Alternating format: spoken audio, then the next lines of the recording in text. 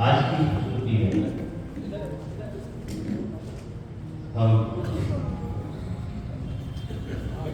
गांधी के विचार पर आधारित एक विचार को प्रस्तुत करने की कोशिश कर रहे हैं। नाटक में जो प्रमुख बात था, मैं गांधी का विनय साहब सोनी कर रहे हैं, तारकेश्वर पांडे, मोइन खान, आचार्य जी विष्णु झा, आपका प्रमोद कुशवाहा, छोटा आकाश, संघर्ष झा, सुमित्रा रेणुका वरसैया, महिला के कनक झा, महिला दो पिंकी ओझा, पड़ोसी बच्चा वरुण गौड़, हिंदू कार्यकर्ता राज भार्गव, प्रियांशु ओझा, गंगाई सौरभ सोनी, गंगाई को बिट्टू राठौर, सोहरावर्दी की भूमिका में यश कुशवाहा, बाल संगीत में हमारे बीच में अमन मंसूरी, इमरान खान, प्रलय सिंह सिसोदिया, प्रकाश गोस्वामी, देवेंद्र अग्रवाल, ओमकार चंदेल, वेशभूषा सौरभ सोनी, राज भार्गव, मंच व्यवस्था में बिट्टू राठौर, जावेद खान, घनश्याम सूर्यवंशी। बस थोड़ी देर में इस नाटक की प्रस्तुति होगी। नाटक की अवधि 1 घंटा 40 मिनट। आइए, नाटक से पूर्व मशाल को प्रज्वलित कर इस कार्यक्रम की हम शुरुआत करेंगे।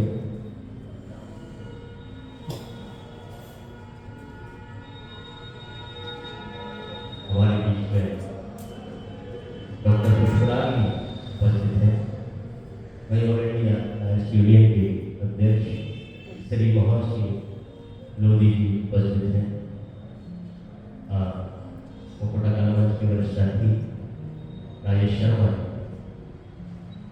इन तीनों महानुभावों से आग्रह है कि मशाल प्रज्वलित कर इस कार्यक्रम को आगे बढ़ाने की कृपा करें। भैया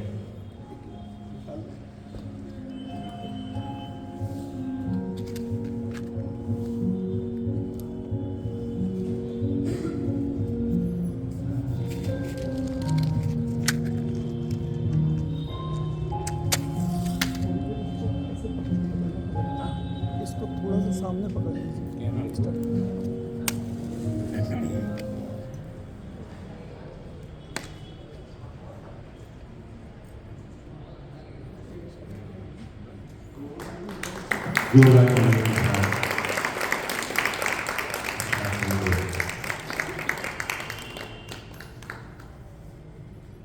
थर्ड के अंदर हमारा नाटक शुरू होगा। Second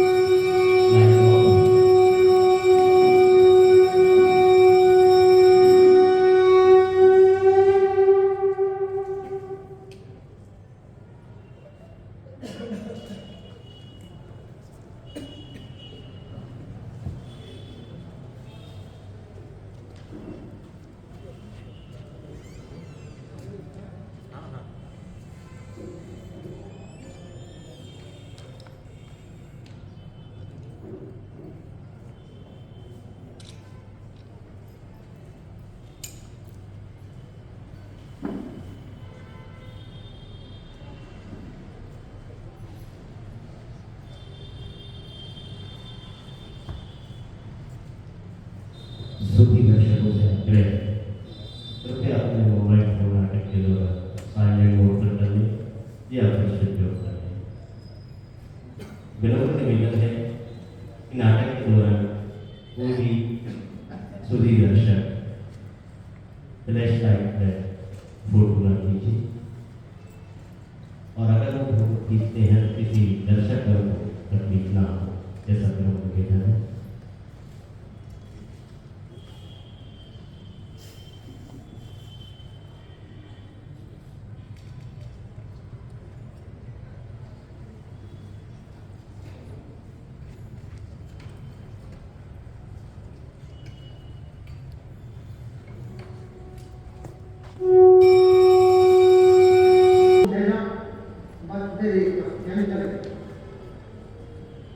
at the stroke of the midnight hour, when the world sleeps, India will awake to life and freedom.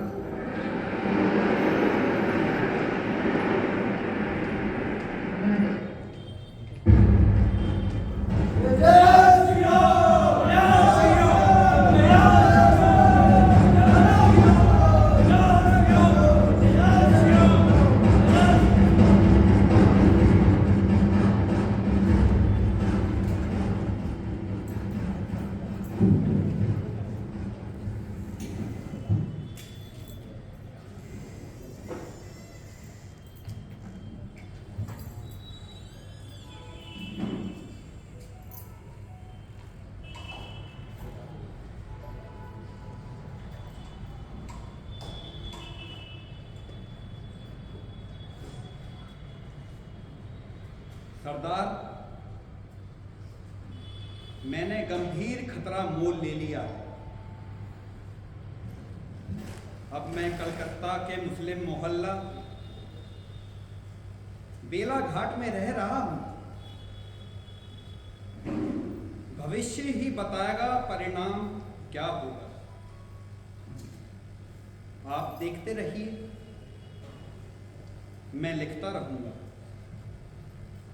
बाबू, ये कैसी आजादी?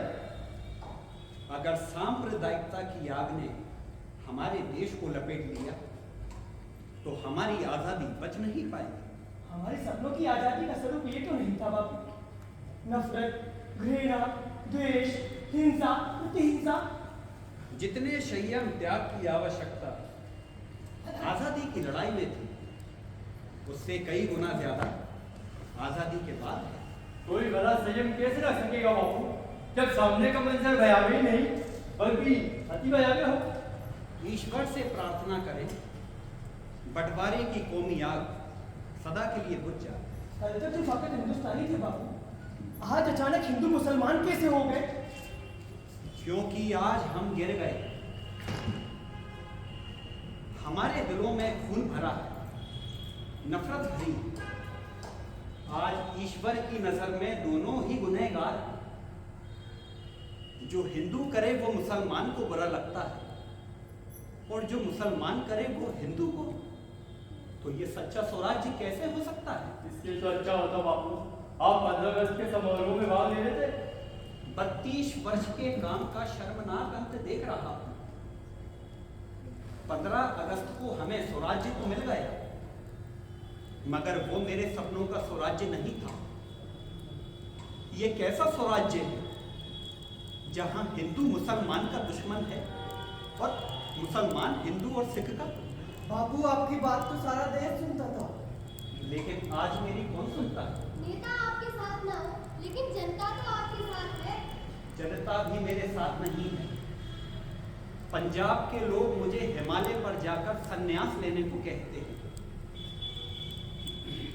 सब लोग मेरे फोटो पर माला चढ़ाने के लिए तैयार हो गए, लेकिन मेरी बात सुनने को ना तो नेता तैयार है, ना ही जनता। शायद मेरा जीवन कार्य समाप्त हो चुका है। भगवान अब और कष्ट से बचा ले तो कृपा हो। मैंने तो इसी विश्वास में अपने आप को धोखा दिए बैठा हूं कि जनता अहिंसा से बंधी हुई है। फिर ये उपवास क्यों है बाबू, किसके लिए? सांप्रदायिकता का जो जहर लोगों के मन में उतर गया है, उसे उपवास की अहिंसा से उतारने के लिए। इसलिए मैंने मना कर दिया था कि मैं 15 अगस्त के समारोह में भाग नहीं ले सकता। जहां हिंदू और मुसलमान के दिलों में द्रोह भरा हो, वहां आजादी का जश्न क्या मनाना? मैं तो अंग्रेजों के साथ लड़ता था, मगर यहां मैं किसके साथ लड़ूं? अपने ही भाइयों से कैसी लड़ाई, कैसी स्पर्धा, कैसा मनमुटाव। अगर देशवासी सबले नहीं तो हमारी आजादी खोखली रह जाएगी। लोग तो पागल हो गए हैं बाबू, आपकी बात कौन सुनेगा? सुनेंगे, लोग जरूर सुनेंगे। लोग जानवर में तब्दील हो गए हैं बाबू। उन्हें मेरी बात सुननी ही होगी। वे किसी की बात सुनने के लिए तैयार नहीं, लेकिन ये नरसंहार रोकना जरूरी है। ये भूल गए हैं तमाम आदर्श और विचार। अगर हिंदू मुसलमान एक साथ नहीं रहे तो विनाश होगा। किसी को आपके उपवास की परवाह नहीं है बापू। ना हो, लेकिन जब तक ये हिंसा का तांडव रुक नहीं जाता, चारों ओर शांति नहीं हो जाती, मैं अपना उपवास तोड़ूंगा नहीं। बापू आप समझते क्यों नहीं? अब आपके जमाने के दिन नहीं रहे, आप काफी कमजोर हो गए बापू। लेकिन विचारों का खून होते हुए मैं हरगिज नहीं देख सकता। बापू उपवास में आपको कुछ हो गया तो देश भर में आग लग जाएगी। उससे पहले मैं खुदा के दरबार में हाजिर हो जाऊं। अब अगर शांति हो जाए और थोड़े दिन बाद फिर दंगे होने लगे तो? तब मैं आमना अनशन करूंगा। शांति बहाल होने पर भी मैं अपना उपवास तोड़ूंगा नहीं।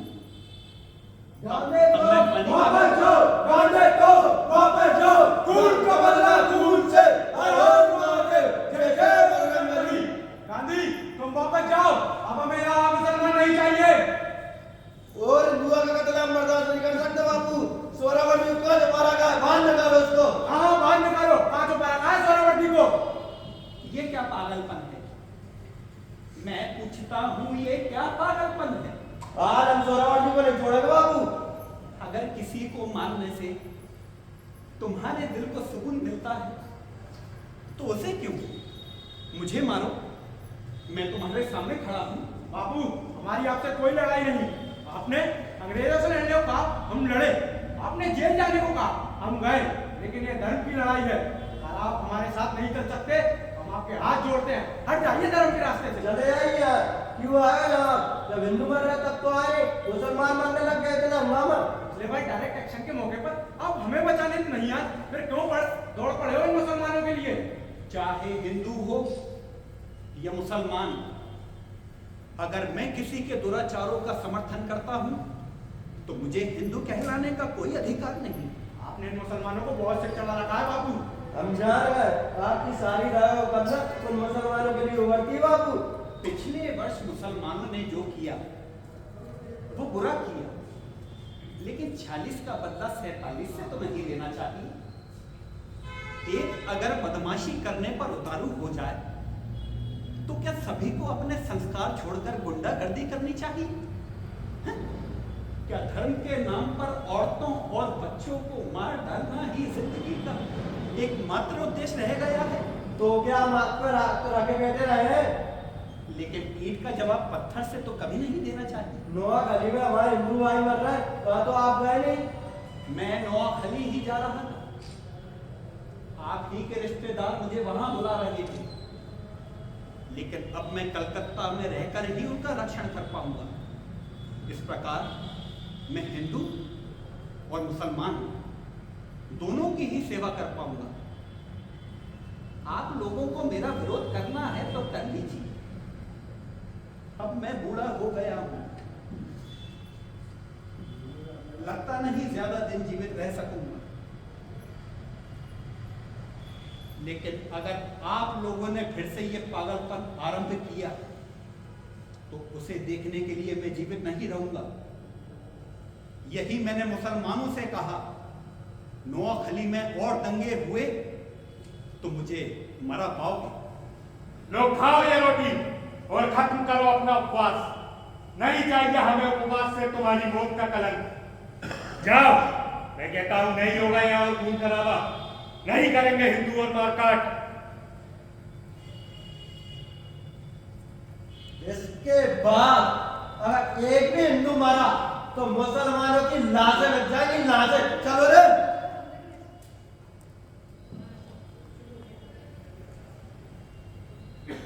कुछ परेशान मालूम पड़ते हो। उससे आपको क्या? आपको तो शांति मिली, सत्य अहिंसा की जीत हुई। पर अब मेरा क्या होगा? क्या करूं मैं?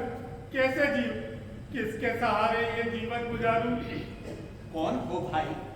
आपकी लड़ाई का एक आधा हुआ सिपाही तारकेश्वर पांडे। क्या बात है तारकेश्वर? ये कैसा बंटवारा है बापू, जो देश को दो टुकड़ों में बांटने के साथ साथ दिलों के भी टुकड़े कर गया? जिसके जहर लगे तीरों ने मासूमों को भी नहीं बख्शा। कितना छोटा था मैं, भोला, मासूम, भेदभाव से अनजान, दुनिया के छलावे से दूर। कम वक्तों ने उसे भी नहीं छोड़ा। जिन गलियों में पंजों के बल गुड़का करता था, जिसे गोद में लेकर खिलाया करते थे, जिसकी तोतली बोली में खुद भी तुतला कर बोला करते थे, उस कोमल अबोध चोले के पेट में चाकू उतार दिया। हे राम, काट कर गटर में फेंक दिया। ये कैसी बर्बरता है, कैसी हैवानियत है ये। मनुष्य इतना नीचे कैसे गिर सकता है। हे ईश्वर, सबको सन्मति दे। मुसलमानों ने हत्या की है मेरे सूरज की, और तालीम आप हमें दे रहे, खून की नदियां वो बहा रहे, और उपवास हमें रोकने के लिए कर रहे। मेरा उपवास इसी बर्बरता के खिलाफ है। मरने वाला ना तो हिंदू होता है, ना ही मुसलमान। होता है इंसान, और हमें इंसान को बचाना है, और इंसान को बचाने के लिए कुछ करना है, और उपवास इसके लिए कारगर हथियार है। क्या किया था मेरे सूरज ने? भला किसी का क्या बिगाड़ा था मेरे सूरज ने? बताओ, किसकी आजादी में मैं रो रहा था? ना तो वे हिंदू का अर्थ जानता था, और ना ही मुसलमान का। ना तो उसे हिंदुस्तान बनने का पता था, और ना ही पाकिस्तान। धीरे रखता तारकेश्वर, मैं तो लुट गया, बर्बाद हो गया बापू। इस संकट में ईश्वर ही सहारा है। जो एक इंजेक्शन के दर्द को सह नहीं पाता था, खंजर के दर्द को भला कैसे सहा होगा? किस तरह जमीन पर परिंदे के माफिक तड़प तड़प कर लौटा होगा? ये सब देखने से पहले मेरा कलेजा फट क्यों नहीं गया? अरे मारना ही था तो मुझे मारते, मुझे।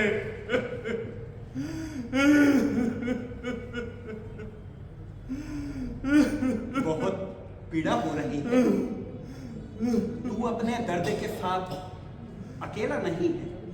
तो और कौन है? ईश्वर।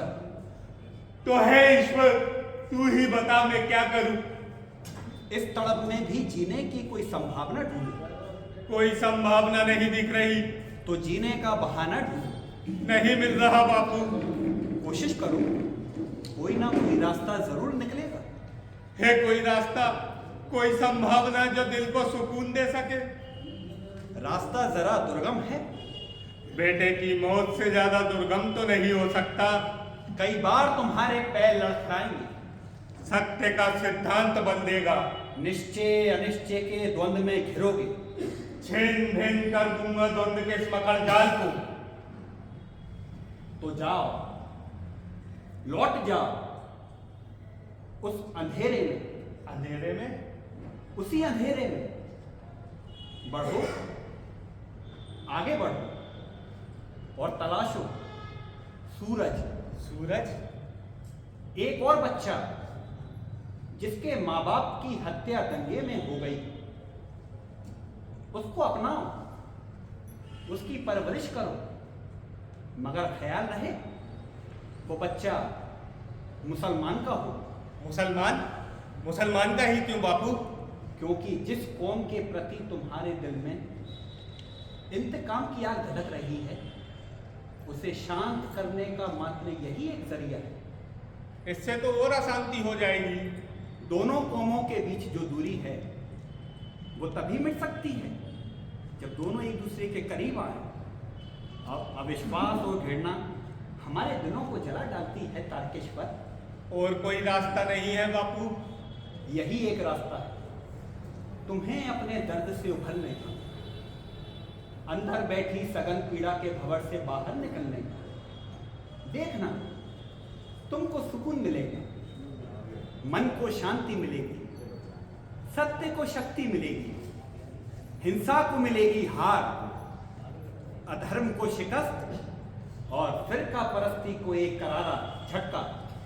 करूंगा बापू। ईश्वर भला कर। वो सब कुछ करूंगा जिससे मन को शांति और सत्य को शक्ति मिले। निर्बल केवल राम। हिंसा का जवाब हिंसा नहीं है, अहिंसा है, प्रेम है, सत्य है, भाईचारा है। याद रखना तारकेश्वर, सूरज मरा नहीं है, सूरज सत्य है, और सत्य ही ईश्वर है। ये कई रूपों में हमारे बीच है। विचार, आदर्श, सिद्धांत, तुम ढूंढो ढूंढो एक और सूरज।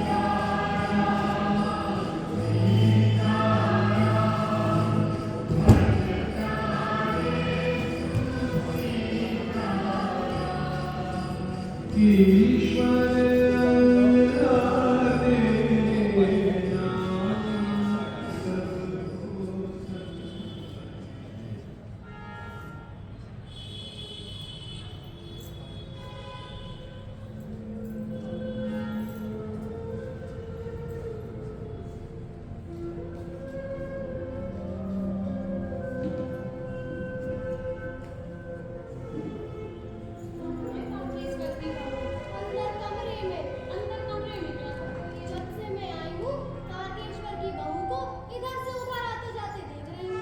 भागकर कभी इस कमरे में जाती है तो कभी उस कमरे में। आधे घंटे से रसोई में घुसी पड़ी है। ये कमी का कौन सा विधान है? अब क्या कहे गोपा की माँ, उसे तो जैसे बेटे के गुजरने का कोई कमी नहीं है। आँख से खून रही गिरती।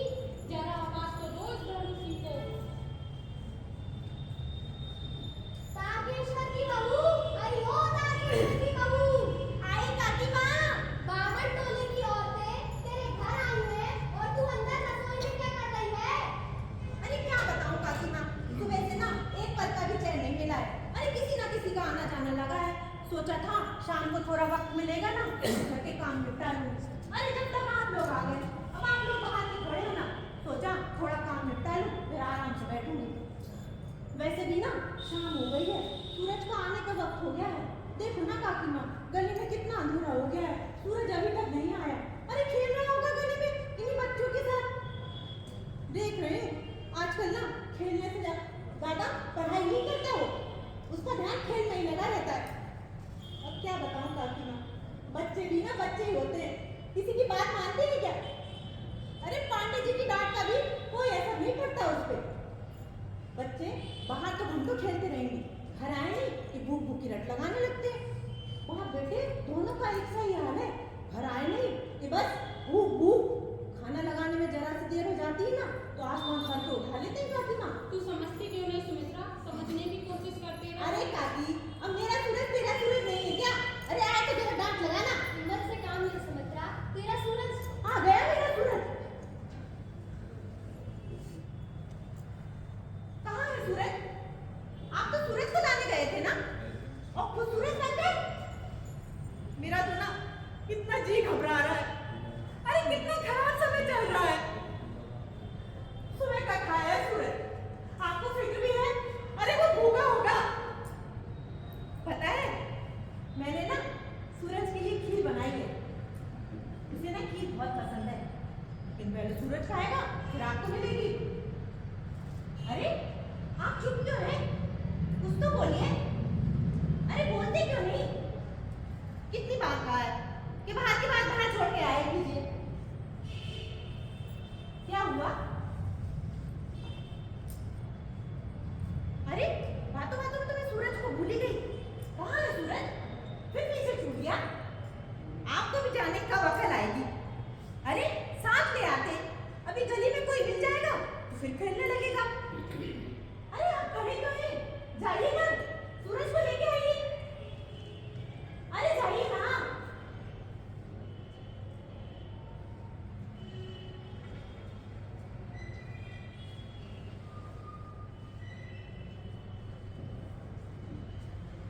ये कौन है? तेरा सूरज। मेरा सूरज? अरे ये क्या कह रहे हैं? सच कह रहा हूँ। ये मेरा सूरज कैसे हो सकता है? क्यों नहीं हो सकता ये तेरा सूरज? अरे किसी का बेटा वाला मेरा सूरज कैसे हो सकता है? अब ये किसी का नहीं, हमारा बेटा है। हमारा? इसके माँ बाप? दंगे में मारे गए। फिर भी किस जाति का है, क्या धर्म है?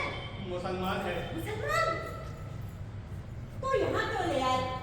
छी, ब्राह्मण के घर मुसलमान का बच्चा, सब कुछ अपवित्र कर दिया।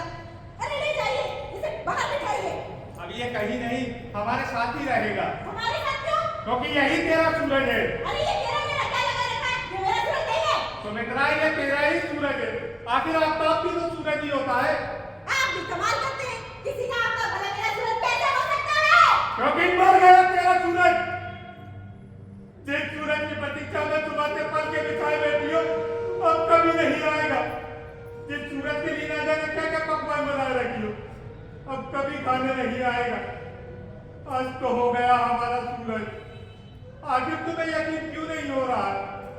सच स्वीकारते डर क्यों लग रहा है सुमित्रा? यही सच है। देखो, गौर से देखो, खून से बने सूरज के कपड़े। इस खून को नहीं पहचानती? अपने ही खून को भूल गई?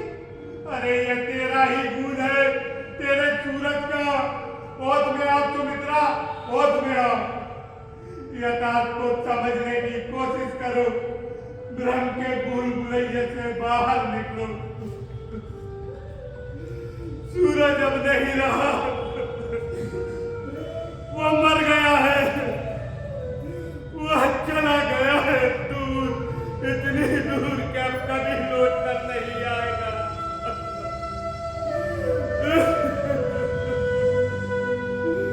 सूरज,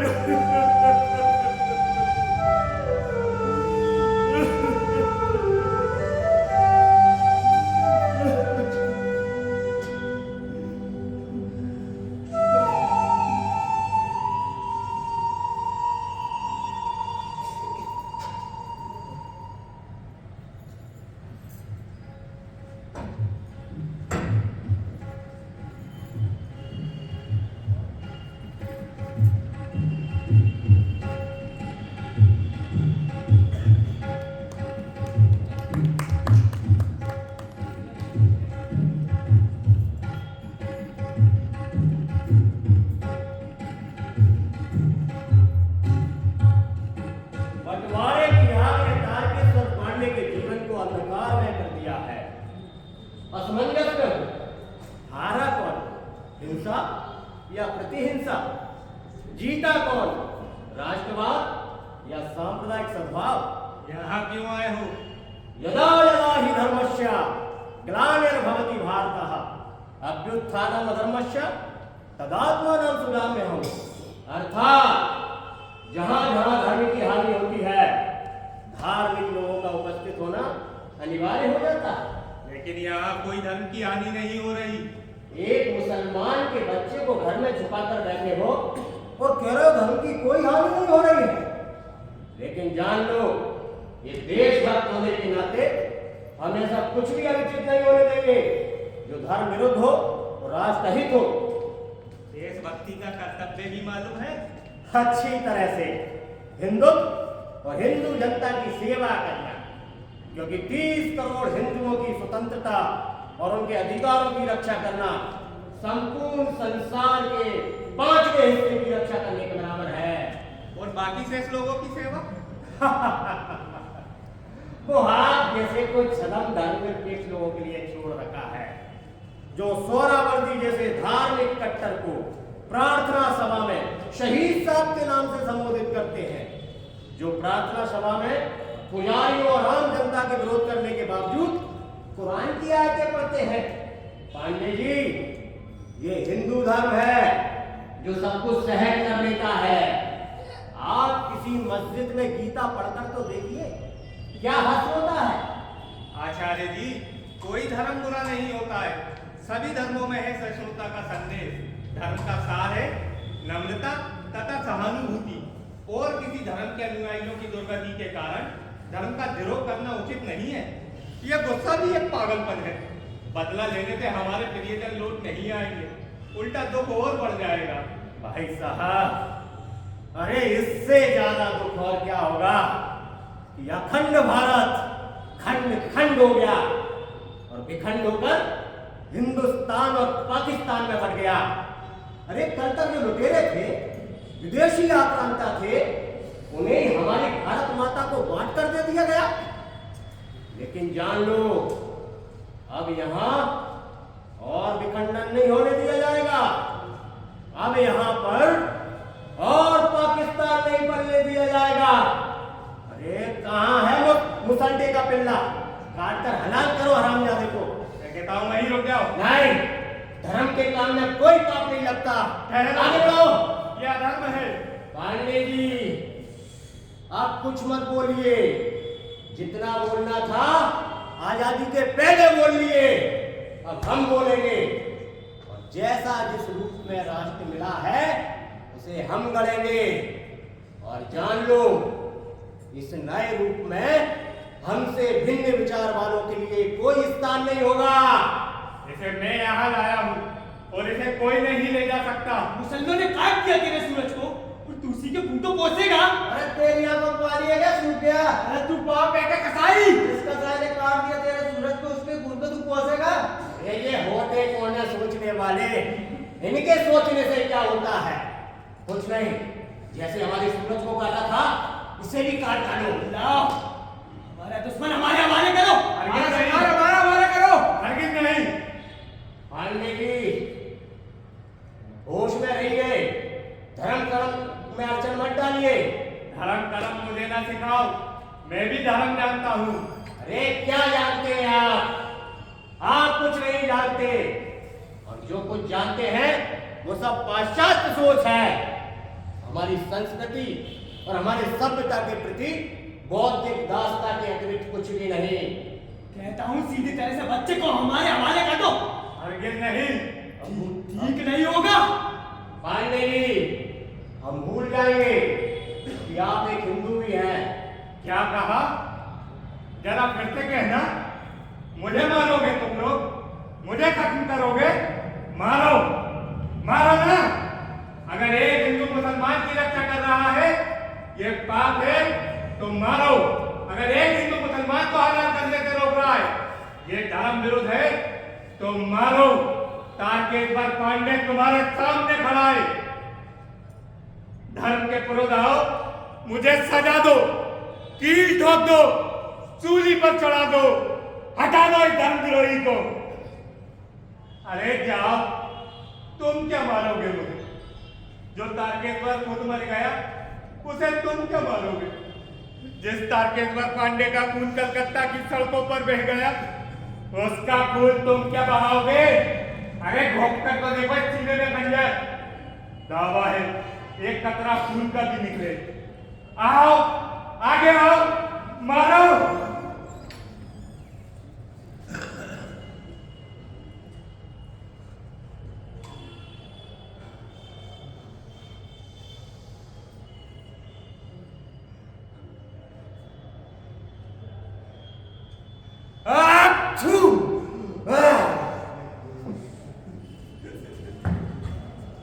लेकिन याद रखना तारकेश्वर, जो गांधीवाद का भूत तेरे सर चढ़कर बोल रहा है, एक दिन उतरेगा। और यही सपोला जिसे तू गांधीवाद का दूध पिला रहा है, तुझे सांप बनकर डसेगा। तेरी ही धर्मनिरपेक्षता पर सांप्रदायिकता का डंक मारेगा ये सपोला। फिर याद करना मुझे और मेरे राष्ट्रवादी धार्मिक चिंतन और उस चिंतन पर मनन करने वाले आचार तिगुनामत को।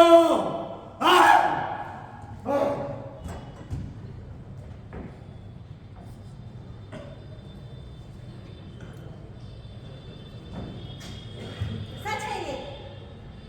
दुनिया का कोई भी धर्म, कोई भी मजहब किसी गैर मजहबी को मानने की इजाजत नहीं देता। लेकिन ये भी सही है कि कोई भी धर्म जबरदस्ती किसी को बेटा स्वीकार करने की इजाजत भी नहीं देता।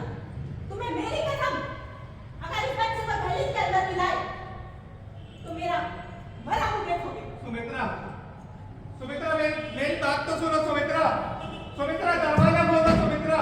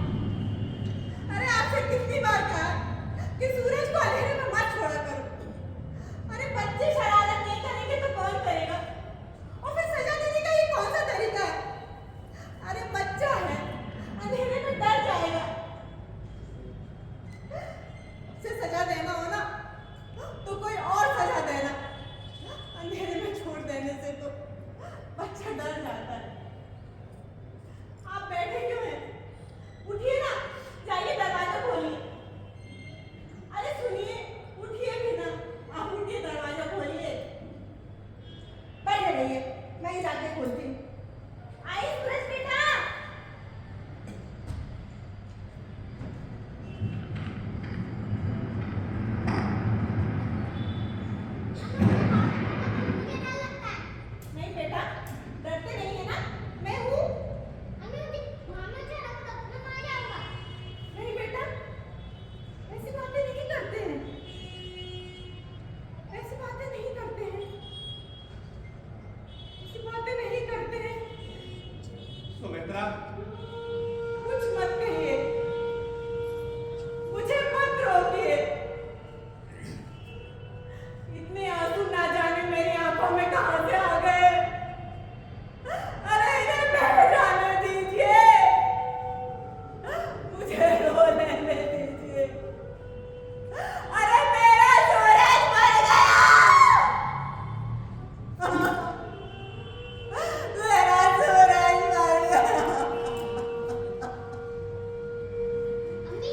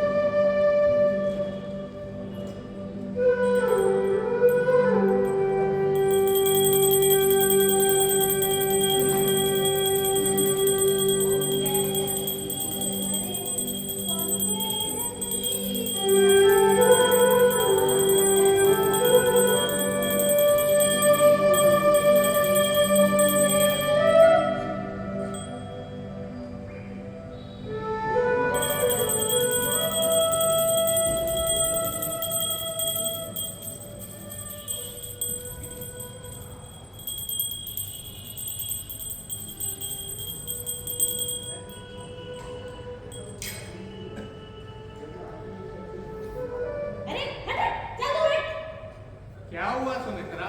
अरे पूजा करने घुसा चला है और आप पूछ रहे क्या हुआ? अरे बच्चा है, उसे क्या मालूम तुम्हारे पूजा पाठ का विधि विधान। आफ्ताब, हाँ मेरे पास बैठ। आपको सब पता है, फिर भी क्या हमारे घर नाश करने पर तुले हुए हैं? आप होंगे गांधी बाबा के चेले, तो क्या जरूरी है मैं भी गांधी बाबा की चेली बन जाऊं? शुद्ध विलेज में उठती बैठती फिरूं? तो इसमें हर्ष क्या है भगवान? गंगा जल छिड़क लिया करो, सब पवित्र हो जाएगा। उड़ा लो धर्म का मजाक। अरे नास्तिक और कर भी क्या सकते हैं? बापू को तुम नास्तिक समझती हो? वो तो अपने आप को सबसे बड़ा हिंदू मानते हैं। कहते हैं देश का अगर सारा हिंदू भी अपना धर्म परिवर्तन कर ले, फिर भी मैं अकेला हिंदू बना रहूंगा। राम जाने कैसे हिंदू बने रहेंगे। कहते हैं छुआछूत खत्म करो, सवर्णमती शूद्र बनो। जब विधाता ने भी हिंदू को स्वर्ण और शुद्ध बनाया है, तो दूसरे होते कौन है धर्म के साथ छेड़छाड़ करने वाले? अस्पष्टता का विधान धर्म में नहीं है सुमित्रा, ये तो शैतान की चाल है, और शैतान ने हमेशा शास्त्रों की दुहाई दी है। और सुमित्रा, छुआछूत हिंदू धर्म के माथे पर लगा सबसे बड़ा कलंक है। जितनी जल्दी हो इस कलंक को धो लेना चाहिए, नहीं तो ये मुर्दा धर्म बनकर रह जाएगा।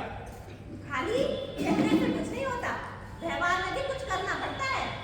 सुमित्रा, गांधी ने जो कहा वही किया, उनकी कथनी और करनी में कोई फर्क नहीं है। वो तो अपना शौचालय खुद ही साफ करते हैं, बल्कि हमको भी ऐसा करने के लिए कहते हैं। बहुत हुए अब गांधी बाबा के प्रवचन। लीजिए प्रसाद लीजिए। ला। अरे बाया नहीं दाया हाथ आगे करिए। कैसे ब्राह्मण हैं आप, ये भी नहीं जानते? लीजिए। अम्मी मुझे भी। हाँ हाँ, इसे भी दे दो। मेरा धर्म भले ही जाए, मगर मैं किसी और का धर्म नाश नहीं होने दूंगी। अब इसमें धर्म कहाँ से आ गया सुमित्रा? ये तो केवल बताशा है। ये बताशा नहीं है। तो शक्कर है। अरे शक्कर भी नहीं है। तो तू ही बता आफ्ताब बेटे, तू क्यों रोज पूजा के समय यहाँ बैठा रहता है? मुझे बताशा पता है, अच्छे लगते हैं। अच्छा, और उसमें बोली तेरी अम्मी की धर्म की खट्टी मीठी चाशनी? वापस आते हैं, अम्मी ने मुझे कभी दिया है नहीं। दे दो सुमित्रा, भगवान का असली भक्त तो यही है। हमें तो तुम जबरन थमाती हो, वो भी बिना नहाए धोवाए ब्राह्मण को। अरे तेरा ये भक्त तो रोज सुबह ही नहा धोकर बैठ जाता है, और जानती हो रोज मेरा प्रसाद यही तो खाता है। और सुमित्रा, इतनी आसानी से अगर धर्म का नाश होने लगे तो इस धरती से धर्म कब का खाली हो गया होता।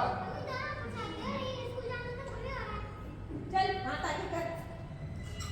ले ले ले, ये ले ले, ये ले ले, और ये सारा ले ले।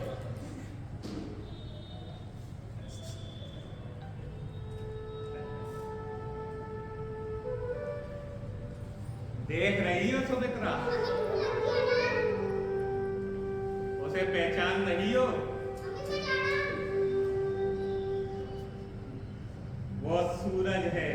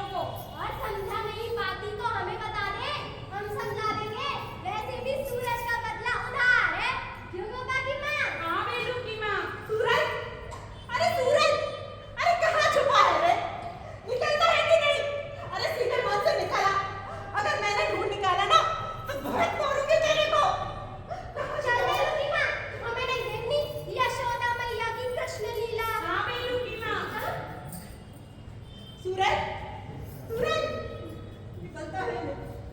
बता, बता तूने क्यों मारा? तूने नहीं मारा तो वो रो क्यों रहा था? बता, बता तूने क्यों मारा? वो शिकायत लेके क्यों आई थी? वो झूठ बोल रही थी क्या? चुप! बदतमीज, पलट पे जवाब देता है। अगर तूने मारा नहीं तो वो छोरा रो क्यों रहा था? अगर तूने कुछ किया नहीं तो वो शिकायत लेके क्यों आई? अरे जब तक मेरा सूरज था ना तो उठाना लेकर कोई नहीं आया। अरे तेरे कारण ना जाने मुझे क्या क्या सुनना पड़ रहा है। अभी बताती हूँ। बता अब जाएगा? मैंने मना किया था ना कि मत जाना खेलने। बता क्यों गया खेलने? बता क्यों गया? बता क्यों गया? बहुत खेलने का शौक चल रहा है ना? अभी तेरी तंगड़ी तोड़ती हूँ। बताती हूँ अभी। ये देखती हूँ कि कैसे जाता है खेलने। बता, बता अब जाएगा? बता जाएगा खेलने? बता!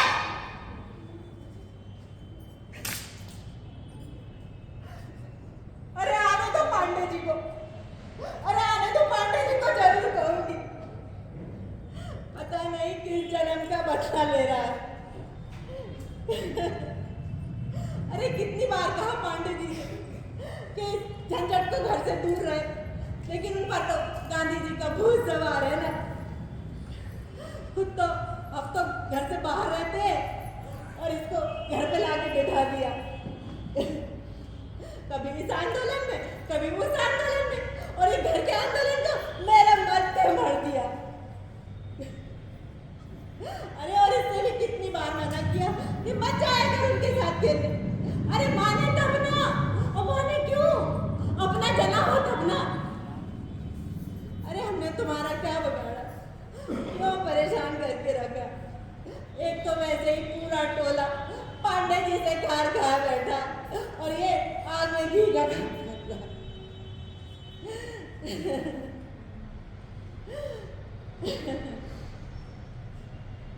हमें तो रो रही है। मैंने तेरे दिल लगाना, तुम्हारे मना करने पे अभी तो खेलने चला गया ना। मुझसे बड़ी भूल आ गई। मैं मकान में पता हूँ। एक बात पूछूं अम्मी, तू हिंदू है? वो तो अम्मी, अम्मी ये मुसलमान क्या होता है? अरे क्यों कर रहा है ऐसी बातें?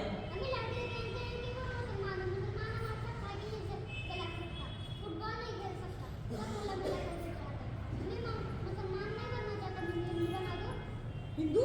हिंदू क्यों? हिंदू हो जाने बहुत से लड़के अपने साथ खिलाएंगे, छुट्टी गुप्त हो जाएगी, तेरी पूजा भी खराब नहीं होगी, फिर मैं तेरा अपना बेटा बनूंगी, तेरा अपना सूरज। सूरज? सूरज? अरे कोई जरूरत नहीं है तुझे हिंदू बनने की। तू जैसा है वैसा ही ठीक है।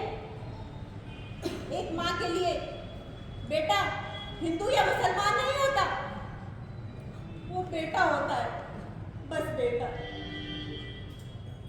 अगर तेरे मुसलमान होने से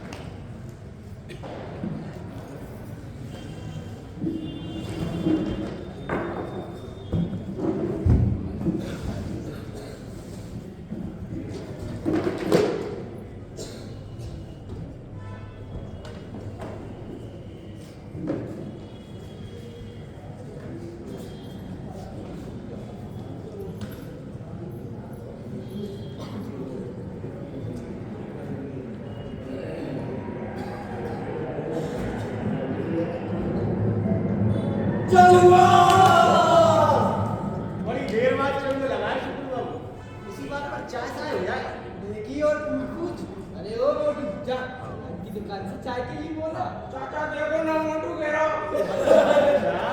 पतलू कहेंगे भाई ये कपिल भी कमाल का खिलाड़ी है जब मारने पर आ जाए ना अच्छे अच्छे बोलों में घुस भर देता है। देखो देखो आफ्ताब इधर ही आ रहा है, अब मजा आएगा। तो बापू जरा टेंशन की आवाज तेज कर दे, आफ्ताब ये बना है। तो मोटो मोटो चाय का क्या हुआ? अरे मैं लाइन की दुकान बंद है, बैठ के कमेंट्री सुन रही है। आओ आफ्ताब आओ, देखो कैसी धुलाई हो रही है पाकिस्तानियों की। 8 विकेट पर 212 रन, बस 30 रन हो चाहिए तब तो जीत जाएगी इंडिया। क्या नहीं, देश की प्रतिष्ठा जो दांव पर लगी है। और सुनाओ आफ्ताब बेटे, कैसा चल रहा है तुम्हारा शोध कार्य? बस थोड़ा सा रह गया। अन्यथा ना लेना बेटा, मुझे तुम्हारे शोध का विषय को जचा नहीं। ऐसे किसी धर्म विशेष पर शोध करके क्या तुम उन्हें मुख्य धारा से काट नहीं रहे हो? उनके अंदर अलगाव अविश्वास पैदा नहीं कर रहे हो? मुसलमानों की गरीबी और उनकी जलालत की वजह तलाश कोई अलगाव फैलाना नहीं है सर। ये तो तरक्की पसंद ख्यालात हैं कि हमारे वही शिक्षा, अंधविश्वास और मजहबी कट्टरता के दलदल में धंसता जा रहा है। उसे रोके और सही राह दिखा। मेरा ये शोध इसी दिशा में एक छोटा सा प्रयास है। शाब्दिक जंजाल में मत उलझाओ। तुम्हारे तरक्की पसंद ख्यालात का मुखौटा अब बेनकाब हो चुका है। बेहतर होगा कि अपने असली चेहरे में रहो ताकि लोग जान सकें कि तुम क्या हो।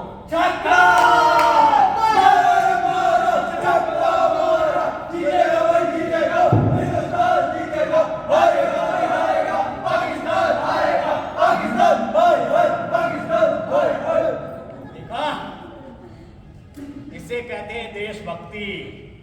देश के लिए सब कुछ न्यौछावर कर देने की इच्छा, खून का कतरा कतरा तक बहा देने की उत्कृष्ट लालसा। माफ करना चाहता मैं क्रिकेट को देशभक्ति का पैमाना नहीं मानता। ऐसा नहीं है कि आदमी को अपने देश की टीम से लगाव नहीं होना चाहिए या उसके जीतने पर खुश नहीं होना चाहिए, लेकिन उसकी एक सीमा है। ये उन्माद के स्तर पर नहीं चाहिए। अर्थात तुम्हें प्रसन्नता नहीं हो रही है? क्यों? नहीं हो गया, ये तो सारे मुसलमानों के साथ। ये आप कैसे कह सकते हैं? अरे तो खुद ही देख लो उनके मोहल्ले में जाकर, वो इन देशभक्तों की तरह नाच गा नहीं रहे होंगे, बल्कि मुंह लटकाए मर्शिया गा रहे होंगे। देखो चलो, जो लोग पाकिस्तानी टीम की जीतने की कामना करते हैं या उसके जीतने पर खुश होते हैं, ऐसे लोगों की जरूर निंदा होनी चाहिए। पर चंद लोगों को निशाना बनाकर पूरी कौम पर अविश्वास क्यों? ये अपने दिल से पूछो। काश ये दिल चीर के दिखा सकते। अरे जाओ, बहुत देखे तुम जैसे नाटक और नौटंकियां। अरे यार, अब सलीम अली से क्या चुरी है? तो पकड़ ही लेता। आज पाकिस्तान आ जाए तो भाव विश्वनाथ मंदिर में 20 आने का पता चला। पता नहीं ये दुनिया को भी क्या हो गया। अरे होना क्या था, उसे तो हलवा थमाना ही था ना। पाकिस्तान जो खेल रहा है पूरे इंग्लैंड के खिलाफ तो खूब शतक ठोके। अब क्या हो गया, फिर जाति तो असर दिखाएगी ना। मैच दो देशों के बीच चल रहा है, इसमें जात बिरादर कहाँ से आ गई आचार्य जी? वहीं से पांडे जी, जहां से नारे आते हैं, नारा तकबीर, अल्लाह अकबर। देशभक्ति और क्रिकेट में बड़ा फर्क है आचार्य जी। तो फिर क्यों बढ़ जाता पूरा देश एक क्रिकेट के मुद्दे पर? हिंदू हिंदुस्तान का तो मुसलमान पाकिस्तान का सपोर्टर क्यों हो जाता? जो लोग समझते हैं स्वदेशी टीम को सपोर्ट करने मात्र ही सच्चे देशभक्त हैं, सिवाय धर्म के कुछ नहीं। अंकल प्लीज ले आपका सब्जी घर दे, तेरी माँ बेटी होगी बना ले तू। मैं भी अभी आता हूँ, थोड़ी कमेंट्री सुनकर। उन्हें खेल नहीं उन्माद चाहिए, एक नकली राष्ट्रभक्ति जिसे सियासतदान और सटोरिये मिलकर परोस रहे हैं। लो और कहिए किसके हो गया ना मिलाओ। जब ऐसे ऐसे महानुभाव देश के सपोर्टर होंगे तो रन आउट तो क्या गोल्ड आउट भी होंगे। अब तो अच्छे तो सर्वे बचा, तो लगता है गया मैच आज से। अरे चुप ही रहो, ये क्रिकेट है क्रिकेट, राष्ट्रवाद तक कुछ नहीं कह सकते। अरे अरे कुछ नहीं, बेईमानों के साथ तो खेलना ही नहीं चाहिए। भगवान के लिए क्रिकेट को तो बख्शो, खेल को खेल रहने दो। क्यों बना रहे हो इसे राजनीति का अखाड़ा? ये अखाड़ा हम बना रहे हैं कि वो गद्दार जो खाते तो हिंदुस्तान का है और गाते पाकिस्तान का है। वो चलाए लात मार कर बाहर करो सालों को। लेकिन पांडे जी जैसे बचाने वालों की कमी थोड़ी ना है। अरे कितनी बार कहा था पांडे जी, अगर बच्चा ही गोद लेना था तो किसी हिंदू का ले लेते, किसी ठाकुर बनिया या ब्राह्मण का ले लेते। अरे इन मलेच्छों से तो शूद्र ज्यादा बेहतर है। लेकिन नहीं साहब, गांधी बाबा के चेले जो ठहरे, हिंदुओं में तो कांटे लगे हैं ना। तो चले सब अपने सरकार के मिलाएंगे, सरकार भी इसमें कम दोषी नहीं। हाँ। देशभक्ति और राष्ट्रवाद की बात करो सांप्रदायिक करार देती है। अरे देख लिया इनके तथाकथित सेकुलरिज्म और फ्रीडम ऑफ एक्सप्रेशन को। अरे दुनिया भर में तो अभिव्यक्ति की आजादी का ढोल पीट के घूमेंगे, लेकिन गोडसे को अपने ही देश में बोलने तक की आजादी नहीं। गोडसे आजकल कुछ ज्यादा ही बोलने लगा है। बोलता तो पहले भी था, लेकिन कभी एकांत में और कभी अपने जैसे लोगों के बीच फुसफुसा लेता था, अपनी भड़ास निकाल लेता था। लेकिन अब तो वह खुलेआम बोलने लगा है, बेझिझक और बिना अपराध बोध के। फिर प्रतिबंध क्यों? क्या गांधी जी होते बोलने से रोकते? गांधी जी जीवित होते तो बोलने से रोकते नहीं, क्योंकि रोकने से तो वे और मजबूत होगा। कोई तभी तक बोल सकता है जब तक उसे सुना जाए। लेकिन गॉड से मात्र एक व्यक्ति का नाम नहीं, वो एक विचार है और विचार कभी मरता नहीं। हाँ, कुछ समय के लिए स्थगित हो जाता है, नेपथ्य में चला जाता है, लेकिन अनुकूल जलवायु और उपयुक्त अवसर मिलते ही फिर हरा भरा हो जाता है और जवाब मांगता है उन सवालों का जो वर्षों से अनुत्तरित हैं, और हिसाब मांगता है उन अपमानों का जो दिल में नासूर बने बैठे हैं। गांधी और गोडसे की लड़ाई तो शाश्वत लड़ाई है। जहां सच की लड़ाई है वहां गांधी है, और जहां आतंक है उसके पीछे है गोडसे। हिंसा अगर गोडसे है तो हिंसा का जवाब है गांधी।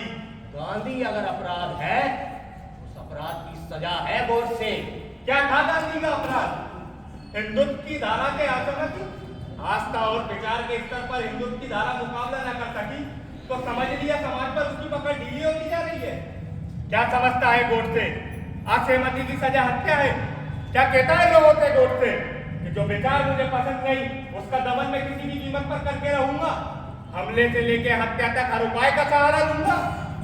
आचार्य जी, आप गांधी को केंद्र से हटा दीजिए और फिर गौर कीजिए इस सवाल पर, क्या लोकतंत्र बना और बचा रह पाएगा? क्या कानून व्यवस्था कायम रह सकेगी? यही तो मैं पूछना चाहता हूं पांडे जी, कि जिसे पूरा तंत्र मिटा देना चाहता था, जिसके अंतिम संस्कार के बाद वहां पर घास रोक दी गई ताकि कोई उसकी समाधि तक न बना सके, आज इतने वर्षों बाद अचानक उसका भूत कैसे खड़ा हो गया? अरे अतीत की राख से उठकर क्यों उसने संपूर्ण देश को झकझोर रखा है? हमारे देश की बनावट ही कुछ ऐसी है। ना गांधी पूरी तरह से मरा है, ना ही गोडसे, दोनों जिंदा है। हिंसा हर बार अहिंसा की छाती पर गोली दागती है और गांधी टुकड़ों में बट जाता है पर मरता नहीं है। बिल्कुल यही कहानी गोडसे की भी है। फांसी के फंदे पे लटका देने मरते हुए मर नहीं जाता। गोडसे आज भी जिंदा है, बल्कि ज्यादा मजबूत और संगठित होकर, लाठी, गोली और बंदूक लेकर। गोडसे को बोलने से हम कहाँ और कब तक रोकेंगे आचार्य जी? मैं तो कहता हूँ बोलने दो गोडसे को, होने दो गांधी और गोडसे के बीच मुकाबला। देश की जनता खुद फैसला कर लेगी तो उसे गोडसे के साथ रहना है या फिर गांधी के।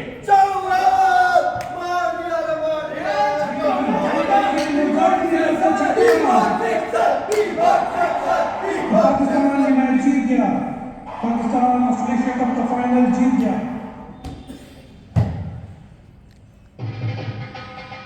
ये आवाजें कैसे? अरे आपके जलाल नगर में मियां भाई बहाना कर रहे हैं, बहाना।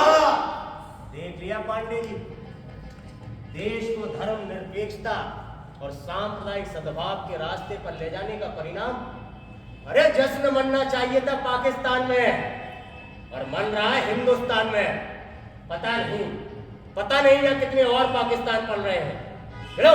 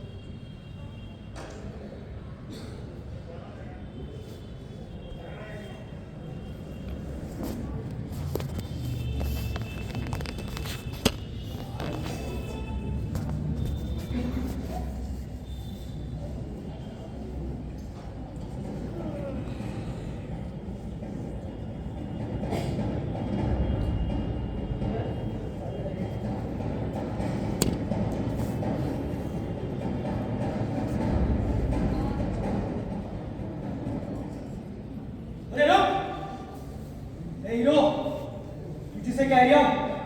कह रहे क्या? भटकती रातों किधर जा रही है? घर कहाँ पड़ता है? कौन से मोहल्ले में? यार रामनगर में रहता है, रहीम नगर में। घटिया टोला।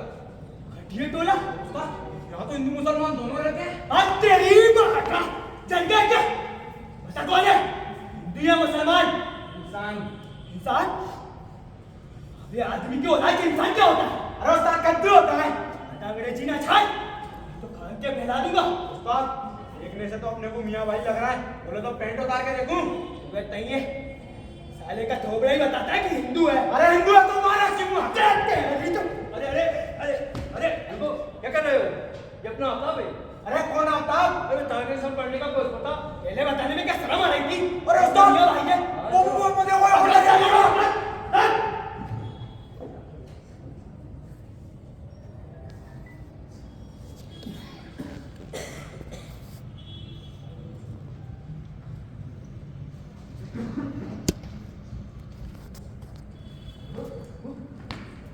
क्या हुआ पांडे? कौन है ससुरा? देख तो दाढ़ी है या छुटिया दाढ़ी? दाढ़ी तो है गुरु, लेकिन क्या साला मुसल्ला होगा? मुसल्ला? बोल हरामी कौन है तू? बोल हरामी कौन है तू? बोल तो मुझे मुसलमान! यस! आई एम अ मुस्लिम! मुसल्ला! मुसल्ला!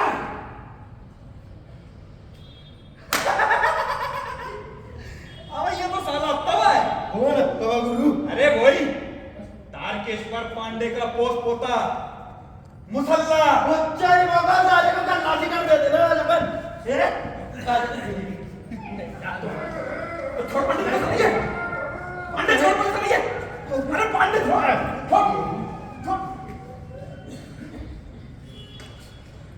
सुनो, मैं अवतार हूँ, तारकेश्वर पांडे का पोस्ट पोता मुसल्ला, मुसलमान, मुसलमान।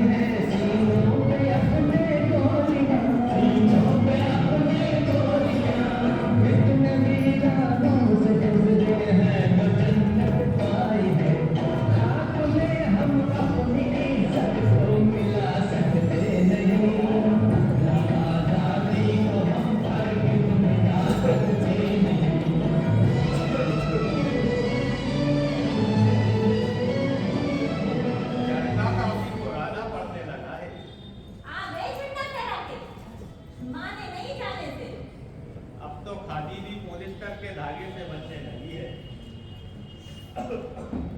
तबीयत खराब थी तो भी चले गए। आज की दुनिया में सत्य अहिंसा की कौन दुआई दे सकता है? मिलाए गांधी बाबा से? बहुत ढूंढा, कहीं मिले ही नहीं। मुझे तो रोज मिलते हैं। तुम्हें कहा? मुझे कभी किसी बनिए की दुकान पर मल्टीनेशनल कंपनी का नमक बेचते, तो कभी रोजगार दफ्तर में अपने बेटे हरि के लिए रोजगार की जुगाड़ लगाते। एक दिन मुझे देखकर बोले, सुमित्रा बेटी, तारकेश्वर से कहना कि वो भी आफ्ताब के लिए कोई गोटी फिट कर ले, ज्यादा आदर्शवाद के चक्कर में ना पड़े। गांधी का तुम मजाक उड़ा रही हो? मजाक? अगर ये मजाक है तो वो क्या है जो सरेआम उनके नारे का लगाकर उनके विचारों का कत्ल कर रही है? तो इसमें गांधी का क्या दोष? तू क्यों सौंपी ऐसे हाथों में सत्ता जिनके लिए मुल्क महज एक चारागाह है? लड़ाई अभी खत्म नहीं हुई है सुमित्रा। तब तक लड़ेंगे जब तक कि सपना पूरा नहीं हो जाता। अरे बूढ़े हो गए हैं, बूढ़े। बुढ़ापे को मैं उम्र से नहीं मानता। गांधी जी तो अंत तक लड़ते रहे थे। अंदर की लड़ाई तो वो भी नहीं लड़ पाए। हाँ सुमित्रा, कभी कभी लगता है बाहर की लड़ाई से ज्यादा मुश्किल है अंदर की लड़ाई। अंग्रेज लोग तो चले गए, लेकिन दुश्मन अभी भी बने हैं, और बने हैं घरों के अंदर। पहले जितनी आसानी से इन बाहर के दुश्मनों की शिनाख्त हो जाती थी, उतनी आसानी से घर के दुश्मन की नहीं हो पा रही है। आफ्ताब कहाँ है? अभी आया नहीं। मस्जिद गया है। मस्जिद? हाँ, जुमे की नमाज अदा करने। आफ्ताब और नमाज? कब से? जब से पार्टी का काम शुरू किया है, वो तो छोड़ चुका है ना। आजकल ना उसके कुछ नए साथी बन गए, उन्हीं के साथ गया है। क्या बात है? कुछ नहीं, बस यूं ही। अरे बताइए ना, कुछ तो बात है। पता नहीं क्यों सुमित्रा, आजकल जब आफ्ताब को देखता हूँ, लगता ही नहीं वो वही आफ्ताब है जिसे हम बरसों से जानते हैं। नौकरी की भी उम्र निकल गई, कहता है नहीं करनी नौकरी वोकरी। शादी के लिए कहा तो साफ इनकार कर गया। बस दिन भर शहर में साइकिल पर मारा मारा फिरता है। अब भला खाली रिसर्च से पेट भरता है क्या? और अब हमारा क्या है? आज है तो कल नहीं। बस यही सोच सोच कर सुमित्रा रातों को नींद नहीं आती। आ गए आपका बेटे? हाँ अम्मी। खाना लगाओ? नहीं, अभी भूख रही हूँ। एक काम करना, एक कप चाय पिला। ठीक है। काफी बदल गए हो। बदलना तो इंसान का धर्म है अब्बू। तुम कब से धर्म मानने लगे? जब से लगा कि धर्म एक सवाल है। तुम्हें क्या लगता है हाँ जवाब होगा? कौम का जवाब धर्म में नहीं होगा तो कहाँ होगा? कौन सी कौम? जो आज पर्याय है वो किसी की मजबूरी की। देखिए क्या हालत हो गई है इस वक्त, न कोई रोजगार है न कोई मुस्तकबिल। लेकिन ये तो हर कौम के साथ है। लेकिन भारतीय मुसलमान की हालत भारतीय हिंदू से अलग है, ये तो आपको मानना ही होगा। कॉन्स्टिट्यूशनल राइट्स तो एक है। तो फिर भारतीय मुसलमान आज अशिक्षा के दलदल में क्यों धंसा जा रहा है? उसके अंदर ये बात क्यों बैठ गई? क्या फायदा पा गया? नौकरी तो मिलनी चाहिए, कोई काम धंधे पर बैठा तो शाम तक पैसा जोड़ लेगा। लेकिन आज तो बहुत से मुसलमान नौकरी में है, बल्कि अच्छे अच्छे ओहदों पर है। कितने? 2 या 3 की, अक्सर 4 या 5 की, और वो भी बगैर सिफारिश के कहाँ मिलती है। आपको आप भी जानते हैं आर्मी में कितने लोग, इंडिया के टॉप मोस्ट पर कितने, सब जानते हैं, सब देख रहे हैं, बस आप खामोश हैं। उनके मानने या ना मानने से क्या होता है? सारा देश उन्हें सम्मान देता है। सारा देश उन्हें सम्मान देता है, तो फिर का परस्ती की सवाल को लेकर इतना हो हल्ला क्यों? तलाक के मुद्दे पे लेकर इतना हो हल्ला क्यों? जो लोग तलाकशुदा मुस्लिम महिलाओं के उद्धार के लिए आंसुओं का दरिया बहा रहे हैं ना, वे अगर इन आंसुओं का 1000वां हिस्सा भी दंगे में बेवा होने वाली औरतों पर कुर्बान करते तो शायद उनकी बात न जान। लेकिन ना उन्हें दंगों में होने वाली तबाही का नजारा शासन की बेइंसाफी, न उर्दू पर होने वाले जुल्म, न बढ़ती हुई बेरोजगारी और न अंधविश्वास। अरे बाहर गली तक आवाज जा रही है, मोहल्ले वाले क्या सोचेंगे? कहेंगे खामोश, बहस जारी है। मैं पूछती हूँ, बाप बेटे को राजनीति के अलावा कुछ सूझता भी है कि नहीं? सूझ तो रहा है। अम्मी की गर्मा गर्म चाय। वाह, क्या गजब की बनी है, लेकिन शक्कर तो डाली ही नहीं। मजा आ गया, दिन भर की सारी थकान दूर हो गई। बस बस, अब बहुत होगा। जल्दी से चाय पीजिए, उठिए और बाजार जाइए। अरे रसोई में सारे बर्तन टन-टन आ रहे हैं। घर में एक छटा तेल भी नहीं है। अरे कब से चिल्ला रहे हो? तेल नहीं है तो खिचड़ी बना लो। नहीं मान बात ही सही। खिचड़ी के लिए भी तो दाल लगती है कि नहीं? और वो भी नहीं तो हमारा सदाबहार उपवास तो है ही। अरे उपवास नहीं, मजबूरी कहिए मजबूरी। और मजबूरी का नाम महात्मा गांधी। मजबूरी का नहीं, मजबूती का नाम महात्मा गांधी। ठीक है, ऐसा करना, शाम को ना दोनों बाप बेटे उपवास ही कर लेना। मैं तो चली छत पर कपड़े पसारने। लेकिन अपने लिए कुछ बना लेना। हाँ, तो क्या कह रहे थे तुम? कहना क्या है आपको? अब तो वे हमारी जबान तक काटने को तैयार। कहते हैं हिंदी हिंदुओं की भाषा है, उर्दू मुसलमानों और पंजाबी सिखों की। तो इस सांप्रदायिकता के विरुद्ध आगे क्यों नहीं आते? हाथ काटकर अभी से कह रहा है, हाथ में तलवार क्यों नहीं? अब वो जिस प्रकार भूख का किसी वर्ग के से कोई ताल्लुक नहीं होता, उसी प्रकार भाषा भी है और इसमें उर्दू भी शामिल है। लेकिन एक सांप्रदायिकता का विरोध करने के लिए दूसरी सांप्रदायिकता का सहारा लेना कहाँ तक वाजिब है? और भी तो कर रहे हैं मुसलमानों की बातें, लेकिन तरक्की पसंद मुसलमानों की बजाय बार बार उन्हें मुल्ले मौलवियों के फतवे आदि क्यों सुनाई देते हैं? आखिर जमहूरियत भी तो कोई चीज है। आप जमहूरियत की बात कर रहे हैं? क्या किराया हुआ इसमें मुसलमानों की? अगर नियत साफ होती तो क्या यही होता? सरकारें देखती रहती और बलवाई लोगों को मौत के घाट उतार देती। कई बार तो पुलिस और पीएससी के जवानों ने वो काम किए जो बलवाई भी नहीं करते। और इन लोगों को फांसी की सजा तो क्या, मामूली सजा तो सजा तो क्या, इन पर कोई मुकदमा नहीं चला रहा। भिवंडी हो या बड़ौदा, भागलपुर हो या मुरादाबाद, शमशाबाद, शाहजहाबाद, हर जगह मुसलमानों का खून बहा है और बह रहा है। आपको इनके दर्द को अगर समझना है तो इनके घायल दिलों में झांकने का प्रयास कीजिए। जो रात को अगर सोते तो उन्हें पता नहीं होता, सुबह घरों में होंगे या कमरों पर।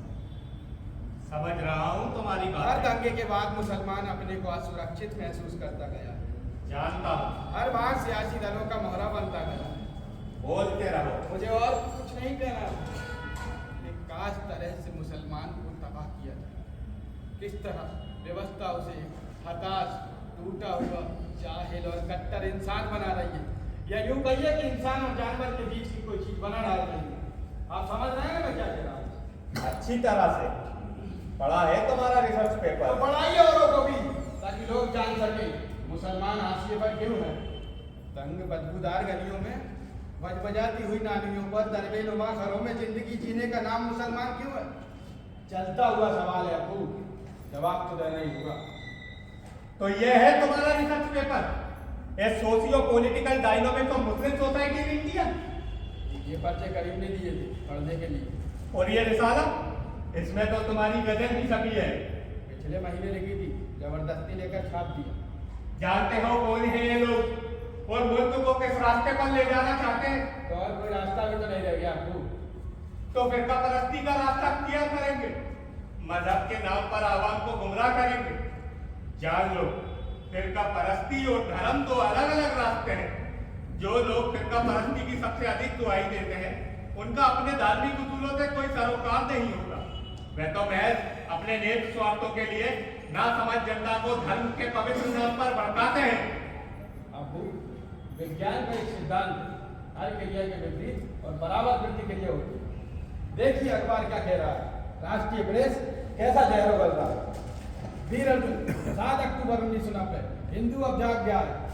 इंडियन एक्सप्रेस 18 अक्टूबर 1990, प्रेस डे, राम भक्तों का यौम उद्यमान। 20 अक्टूबर, पूरा जिला राममय हो गया, तमाम के मन में यही लालसा है कि मंदिर बने, चाहे इसके लिए कुछ भी कुर्बानी देनी पड़े। जनसत्ता, भ्रष्टाचार, धनबाद का मुसलमान रथ यात्रा रोकने की तैयारी में। नवजीवन कार सेवकों ने विजय पताका फहराई। स्वतंत्र भारत, सावधान, हम भगत सिंह और चंद्रशेखर आजाद हैं। 20 अक्टूबर 1990, हिंदू अब तुम्हारे इशारों पर नहीं, तुम्हें हिंदुओं के इशारों पर चलना होगा। नवभारत टाइम, नवंबर 2। अंदर का दृश्य बड़ा ही अजीब था। मुख्य द्वार से गर्भगृह तक के रास्ते में राइफलें ताने खड़े। सुरक्षा बलों के जवान रास्ते से हटकर एक और हो गए। उन्होंने अपनी राइफलें सामने की ओर नहीं बल्कि नीचे झुका ली। खुशी से नाचते हुए राम भक्त ने एक संवाददाता को गोद में उठा लिया। अबू, खतरनाक नहीं है सांप्रदायिकता का खबर बन जाना, खतरनाक है खबरों का सांप्रदायिक हो जाना। बहुत अच्छा।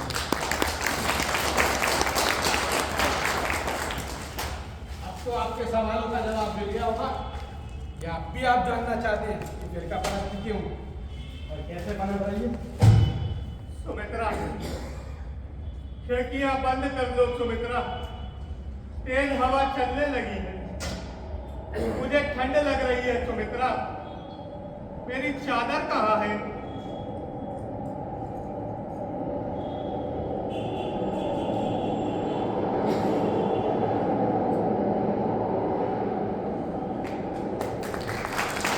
बहुत बहुत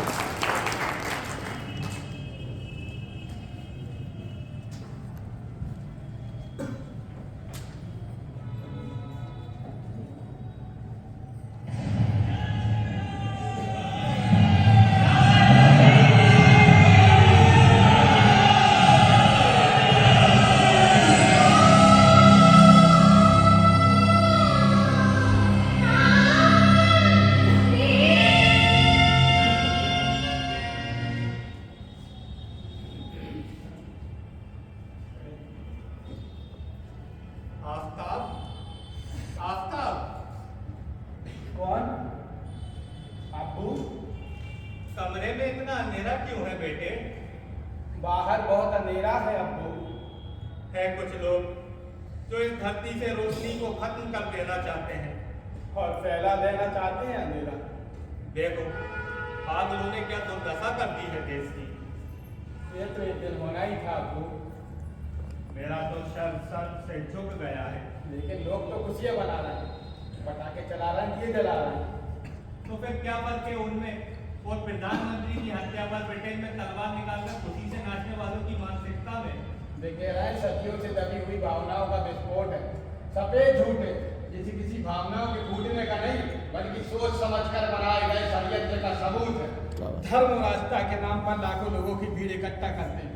विधायिका, कार्यपालिका, प्रेस सबको रोन से कुचलते जो ताते कर डालते हैं। दुनिया के तमाम और नियम कायदों से ऊपर उठता हुआ आस्था का दैत्य कल अगर सुप्रीम कोर्ट को घेर ले तो कौन रोकेगा उन्हें? No, this is not fair. It's enough, it's enough अब्बू। अपने आप को संभालो बेटे, अभी दिल पे नहीं दिमाग से काम लेने की जरूरत है। इसका दिल ही जख्मी, उसका दिमाग क्या काम करेगा? कैसा असर पड़ा? पूरी भाषा, तहजीब, समाज का पूरा तबका बीमार सा हो गया है। एक लसा सा अंधेरा, जिस्मो जहां में भीतर बाहर, हर तरफ जकड़े, हाथ पांव तक हिलाने की ताकत नहीं। लेकिन इस काली आंधी की लहर में मुसलमानों ने जो धैर्य और शांति बनाए रखी, यही उनकी सबसे बड़ी ताकत है। दरअसल वो बेबसी और लाचारी की शांति है। बेहताश है, आज कोई उनके साथ नहीं बेटे, हैं कुछ लोग जो इस सन्नाटे को तोड़ने में लगे हुए हैं, इस अंधे युग का पर्दाफाश कर रहे हैं। तो सड़कों पर क्यों नहीं उतरते? फांसीवाद के खिलाफ नारे क्यों नहीं लगाते? आगे कब तक कविता, कहानी, लेख से रेवोल्यूशन का काम चलाएंगे? अब्बू, अच्छे इंटेलेक्चुअलों को इस भाव में बहते देखा। अब्बू, मुसलमानों के अंदर ये घर कर गया कि उन्हें कोई न्याय नहीं दिला सका। हम हार गए अब्बू, हम टूट गए। हम जो महसूस कर सकते कोई दूसरा नहीं। जो जख्म हुआ है सीने हरा रहेगा सालों सालों तक। फैला गए हैं जो मलबा, समतल नहीं होगा सदियों तक। अंधेरे को कोसने से बेहतर है एक दिया जलाना। दिया जलाएंगे अब्बू, और रास्ता भी बनाएंगे। रास्ता? कैसा रास्ता? जो मुसलमानों को दिला सके आज़ादी। आजादी? तो क्या वे गुलाम हैं? गुलामों से भी बदतर और बदहाल है। कीड़े मकोड़ों की जिंदगी बसर करता है। कोई उन्हें पाकिस्तानी कहता है कि कोई बाबर की औलाद। इससे भद्दा और गंदा मजाक क्या होगा कि हमारा ये हमसे राष्ट्रभक्ति का प्रमाण पत्र मांग रहा है। कहते हैं वंदे मातरम गाओ नहीं तो गद्दार करार दिए जाओगे। गद्दार? अरे जो अशफाकुल्लाह खां वंदे मातरम कहता हुआ फांसी के फंदे पर टूट गया, कैप्टन हमीद पाकिस्तानी तोप के मुहाने पर खड़ा हो गया, उस अशफाक हामिद की कौम को कुछ तो कहो, पर गद्दार तो न कहो। कौन कहता है उन्हें गद्दार? ये होते कौन है भारतीयों को खांचों में बांटने वाले? अब्बू, क्या मुसलमान होना गुनाह? आखिर कब तक वो सुबह के साए में सहने गुवार तो बढ़ेगा ही। क्या करेंगे ये? हमें सूली पर चढ़ा देंगे, फांसी पर लटका देंगे। ब्रह्म है वो, जितनी ये धरती उनकी है उतनी हमारी भी है। हम कोई विदेशी नहीं है। अब्बू, वो अगर अतीत पर पिस्तौल से गोली चलाएंगे तो भविष्य उन पर तोप से गोले बरसाएगा। आखिर तुम कहना क्या चाहते हो? मुझे कुछ समझ नहीं आ रहा। आप अच्छी तरह समझ रहे हैं। आखिर तुम चाहते क्या हो? न्याय, और अगर नहीं मिला तो छीन लेंगे। जान लो, तुम ऐसा कुछ नहीं करोगे जो संविधान के विरुद्ध हो। तो मुसलमान क्या करें? किधर जाए? ऐसी कोई लड़ाई नहीं लड़ोगे जो कायदे कानून के खिलाफ हो। इस्लामी जिहाद कोई कायदे कानून के खिलाफ नहीं। धर्म की आड़ में अधर्म फैलाना जरूर खिलाफ है। यह आपका फलसफा हो सकता है, जरूरी नहीं दूसरे भी इससे मुख्तलिफ हो। तो तुम आतंक फैलाओगे। आखिर वो भी तो एक फलसफा है। हिंसा का सहारा लोगे। दुनिया की ऐसी कोई क्रांति हुई है जिसमें हिंसा का सहारा न लिया गया? फिरका परस्ती? हाँ, बंद करो ये बकवास। ये बकवास नहीं, मुसलमानों का इंकलाब है। मत घसीटो कौम को आतंकवाद की तंग बदबूदार गलियों में। अगर उधर गुजरने से उम्मीद की जरा भी रोशनी नजर आ तो आतंकवाद क्या, हम तो दोजख में भी जाने को तैयार हैं। यही है एक हारे हुए मुसलमान का तर्क, जो संघर्ष करने की बजाय मजहब को ढाल की तरह ओढ़ लेता है, बंद कर लेता है एक खोल के अंदर, ताकि कोई चेतना, चिंतन, सोच का खुलापन अंदर दाखिल ना हो सके। बज बजाते रहे उन्हीं अंधविश्वास के दलदल में। वाह, बहुत खूब, बहुत खूब अब्बू, बहुत खूब। बौद्धिकता का लाख नकाब ओढ़ो, अंततः अंदर का असली चेहरा सामने आ ही जाता है। हिंदुत्व। निकल जा यहाँ से। मैं तुझे अभी और इसी वक्त अपनी जिंदगी से बेदखल करता हूँ।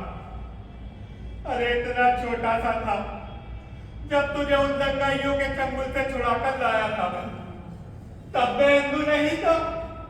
आज जब उन्हीं दंगाइयों के चंगुल में फंस गया है तो मैं तुझे हिंदू लगने लगा हूँ, मुझमें हिंदुत्व नजर आने लगा है। खबरदार, हाथ मत लगाना मुझे। शायद तेरी परवरिश में कुछ कमी रह गई, वरना तुम्हारे जहन में यह ख्याल आया तो आया कैसे? जो तारकेश्वर सिद्धांतों के निर्वाह के लिए टूट गया पर कभी झुका नहीं, उस पर ये तोहमत लगाने की तुम्हारी हिम्मत कैसे हुई? सुना नहीं क्या कहा मैंने?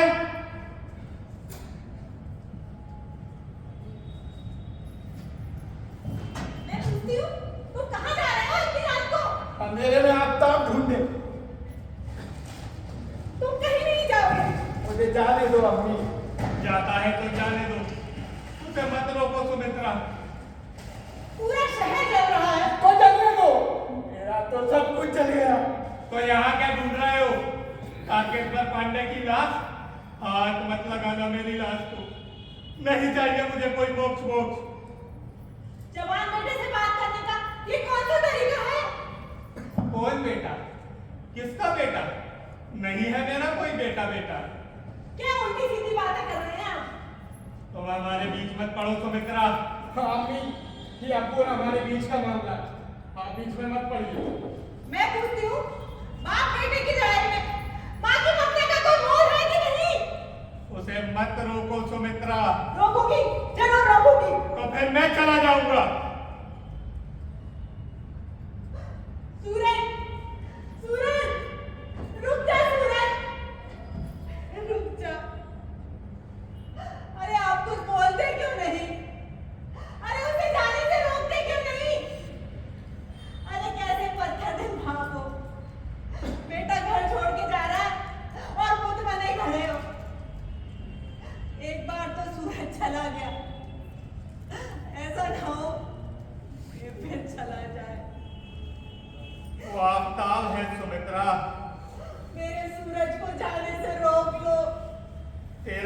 सूरज मर गया।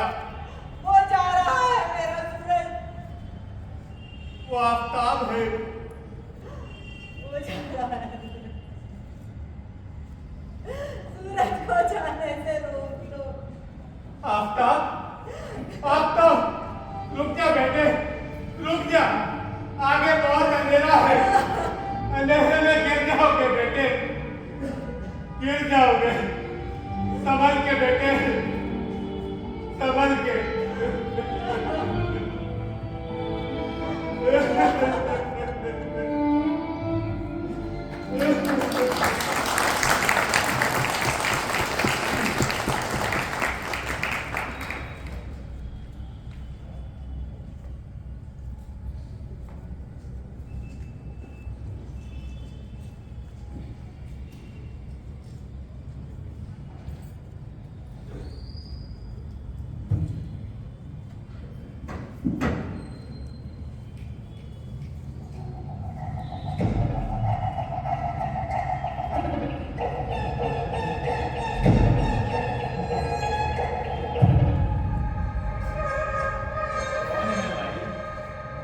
नमस्कार पांडे जी।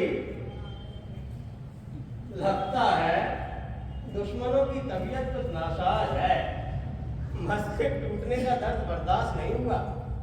तो क्या आपको दंगे में मारे गए हजारों निरीह बेकसूर लोगों का सदमा बर्दाश्त हो रहा है? जमीन पर जब झाड़ू चलती है ना पांडे जी, तो कीड़े मकोड़े तो मरते ही हैं। आचार्य जी, मंदिर मस्जिद टूट जाए तो दोबारा बन सकते हैं, अगर इंसान मर गया तो किस गाने बसाने से बनाओगे? कर्मण्येवाधिकारस्ते मा फलेषु कदाचन। आप खुश हैं? आपको तो शर्म आनी चाहिए। अरे जब हमारे मंदिर तोड़े जा रहे थे तब आपको आई थी। जिन्हें जवाब देना चाहिए वो सवाल कर रहे हैं। छोड़िए पांडे जी, हिंदुओं की आलोचना तो एक फैशन बन गया है। इस्लामिक फंडामेंटलिज्म तो किसी को दिखाई ही नहीं देता। अरे मैं पूछता हूँ, आप दोनों पक्षों की बराबर की बात क्यों नहीं करते? तुम बराबरी की बात करते हो? मुझे तो लगता है सभी धर्मों के कठमुल्लों ने एक ही स्कूल में प्रशिक्षण लिया है। अगर हम इनके नंबरदारों के बयानों को उलटफेर कर दें तो अंतर ढूंढना मुश्किल हो जाएगा। कौन शब्द किसके हैं, किसका भाव क्या है? हमें इस घटना पर शर्म नहीं, गर्व है। अरे इसने तो हिंदुओं का खोया हुआ आत्मविश्वास लौटाया है। कल तक जिसे कायर डरपोक समझा जाता था, आज दुनिया ने देख लिया कि हिंदुओं के बारे में जो कुछ कहा और समझा जाता था सब गलत है। अरे छोड़िए पांडे जी, रोज रोज का टंटा ही कटा। देखिए मैं आपके लिए क्या लाया। मलवा? गांधी जी की किताब है, किसी कबाड़ी की दुकान पर पड़ी हुई थी। सोचा किसी और के काम की तो है ही नहीं, इसलिए आपके लिए लेता आया। सस्ते में सौदा पड़ गया था तो चल लेता चलो। देखिए पांडे जी, इस पर किसी पुस्तकालय की मोहर भी लगी है, शायद किसी गांधी पुस्तकालय की। क्या जमाना आ गया पांडे जी, लोग अब गांधी को भी बेचने लगे हैं। इंसान जब भगवान को बेच सकता है, गांधी को बेच दिया तो आश्चर्य कैसा? ना पांडे जी, आश्चर्य तो तब होता है जब कोई विचारधारा की लाश से सालों साल इस भ्रम में चिपका रहे कि वो जिंदा है।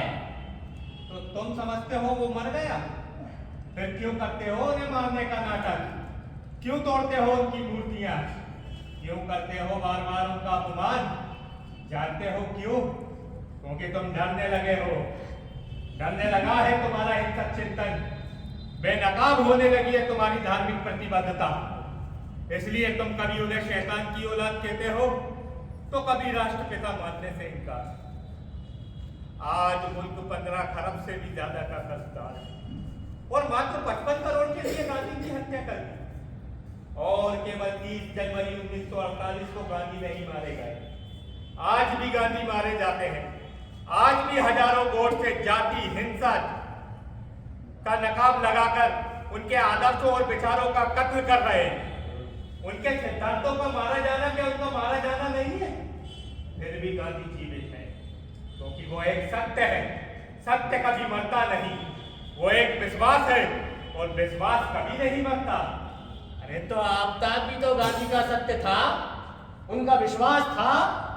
क्या हुआ उनके सत्य का, उनके विश्वास का? लीजिए पढ़िए कल का अखबार। एक आतंकवादी ग्रुप ने बारात से लौट रही एक बस को रोककर एक ही समुदाय के 16 लोगों को लाइन में खड़ा करके गोलियों से भून डाला। एक ही समुदाय के। अरे साफ साफ क्यों नहीं लिखते हिंदुओं के? बस एक 8 साल का बच्चा रह गया है। And for your kind information Pandey ji, Aftab इसी ग्रुप का आइडियोलॉग है जिसने जिम्मेदारी ली है हत्या करने की। हाँ? और पांडे जी, याद होगा आपको आज से कई साल पहले क्या कहा था मैंने इसी जगह? सपोला जिसे तुम गांधीवाद का दूध पिला रहे हो, एक दिन सांप बनकर डसेगा। तुम्हारी ही धर्मनिरपेक्षता पर सांप्रदायिकता का डंक मारेगा ये सपोला। आज डंक मार गया ना, उतार गया ना तुम्हारे फलसफे में जहर।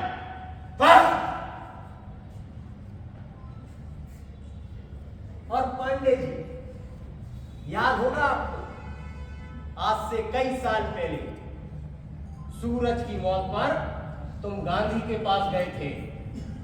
क्या कहा था गांधी ने? भूले तो नहीं होगे आप? उनका वह कथन महज एक कथन नहीं था, उनका सत्य था, उनका विश्वास था। और आज सत्य तुम्हारे सामने है, फिर भी तुम कहते हो गांधी एक सत्य है और सत्य कभी मरता नहीं। गांधी एक विश्वास है और विश्वास कभी मरता नहीं। तम सो मां ज्योतिर्गमय, तम सो मां ज्योतिर्गमय, तम सो मां ज्योतिर्गमय, तम सो मां ज्योतिर्गमय।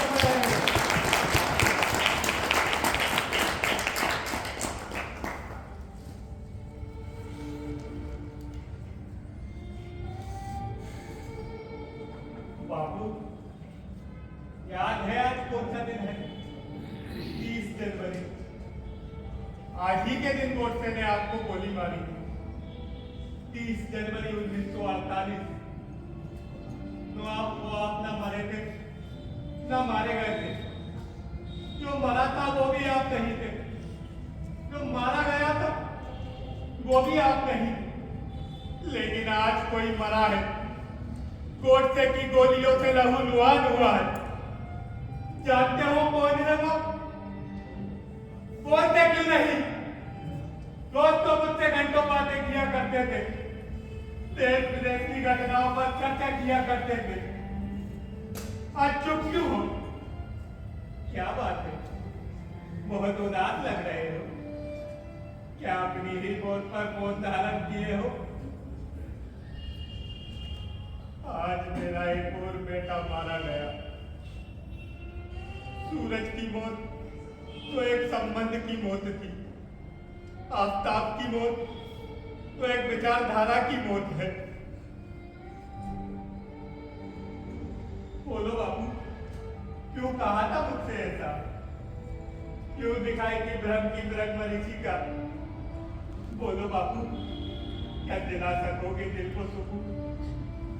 लम्बे भटके बहुमूल्य मत। बोलो बापू, क्या लौटा सकोगे मेरे को गुजरे हुए पर? आज वह दिन फिर लौट आया है। फिर मेरा एक और बेटा मारा गया। आतंकवाद ने धर्म के नुकीले बालों से मेरे आफ्ताब को गोप गोप कर मार डाला।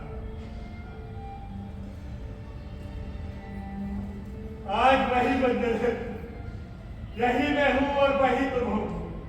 लेकिन इस बार कुछ मत कहना बापू, कुछ मत कहना। हिंदू संस्कार है मरे हुए आदमी को अग्नि समर्पित करना। मुझसे सुयोग्य कौन होगा आपके मृत शरीर को अग्नि देने के लिए?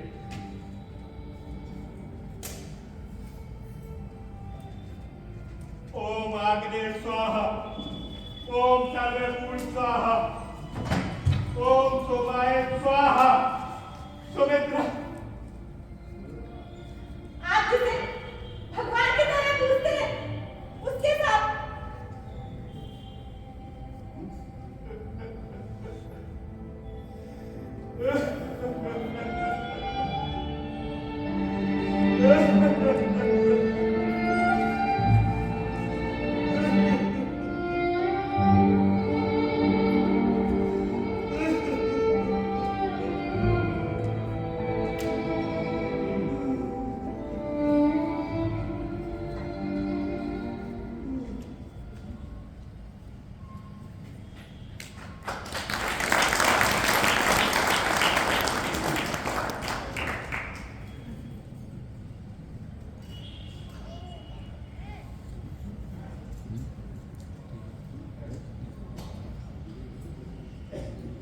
दरवाजे पर कौन खड़ा है भाई? अब्बू, शायद किसी गलत पते पर आ गए हो। तेरा आफ्ताब हूँ अब्बू। मेरा आफ्ताब तो मर गया भाई, कल उसका जनाजा है। आफ्ताब मरा नहीं, आज अपने घर आ गया। तो क्यों आया है यहाँ? एक हारे हुए आदमी की आत्म पीड़ा को देखने या उसके संताप पर ठहाका लगाने? एक टूटे हुए विश्वास को जोड़ने की। कोई जरूरत नहीं है हमें तुम्हारे बेचारी को नैतिक समर्थन की।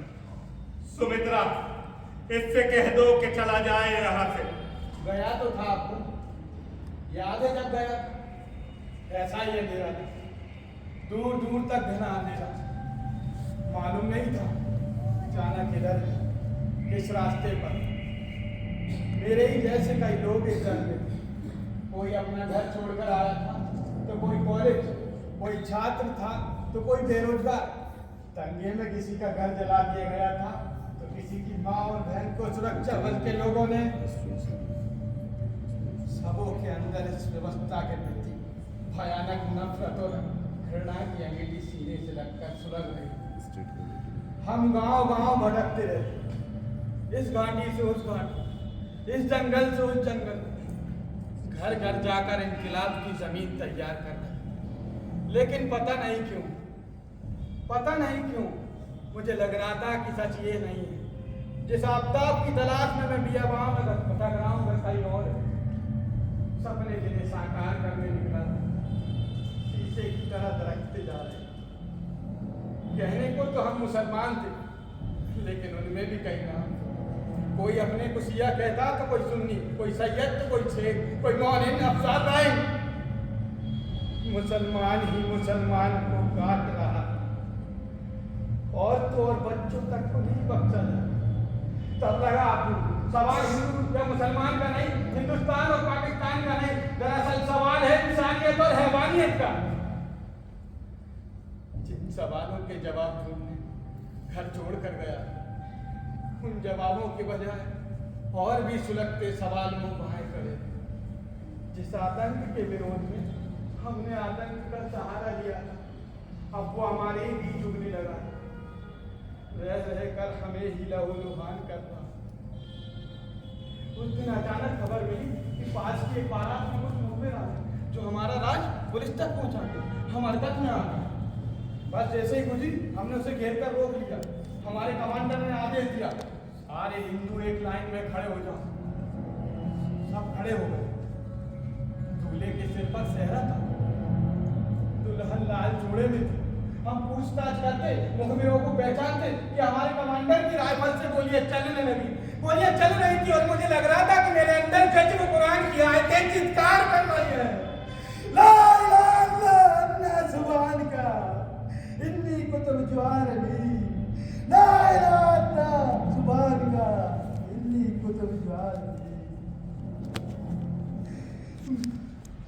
मैं ठीक पा नहीं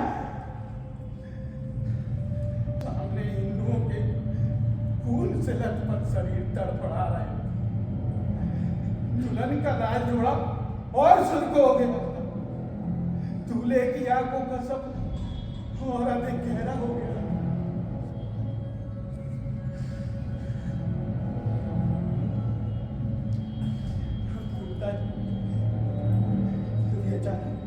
मेरी नजर गेट के पीछे छुपे उस बच्चे पर पड़ी जो भाग कर वहां दुबक गिरा मैंने उसकी ओर देखा उसकी आंखें मुझे दुनिया भर की करुणा और दया की भीख मांगती नजर आई मैंने दौड़ कर उसे गले लगाया उन्होंने मुझे काबिल कहा गद्दार कहा मुझ पर गोलियां चलाई लेकिन पता नहीं मेरे अंदर इतनी ताकत कहां से आ गई थी कि उस बच्चे को गोद में उठाए भागता रहा उस वक्त ऐसा लग रहा था अबू कि वो बच्चा मैं हूं और उस बच्चे को बचाने वाला मैं आज से कई साल पहले के आप थे हाँ अबू आप खौफनाक अंधेरे को चीर कर नफरत के धुएं को लांघ कर दहशत के दरिया को पार कर ये कहने आया हूं सत्य मरा नहीं है तुम हारे नहीं हो तुम चूके नहीं हो चूका तो विचार है हारी तो हिंसा है जो नफरत और धुएं की तालीम देता है मेरे जो सवाल थे उनके जवाब कहीं और नहीं यही है हमारे ही आसपास हमारे ही आपसी संघर्षों से कोई ना कोई रास्ता जरूर निकलेगा अबू अगर मैं गांधी का सत्य था उनका विश्वास था तो मेरा भी एक सत्य है विश्वास है सूरज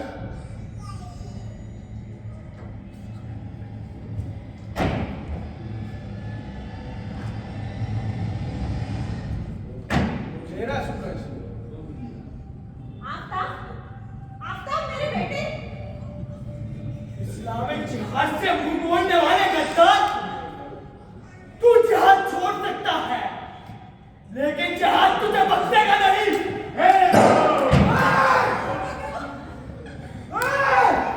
नहीं आफ्ताब रुक जा बेटे रुक जा हिंसा का जवाब हिंसा नहीं है सत्य है प्रेम है भाईचारा है हे राम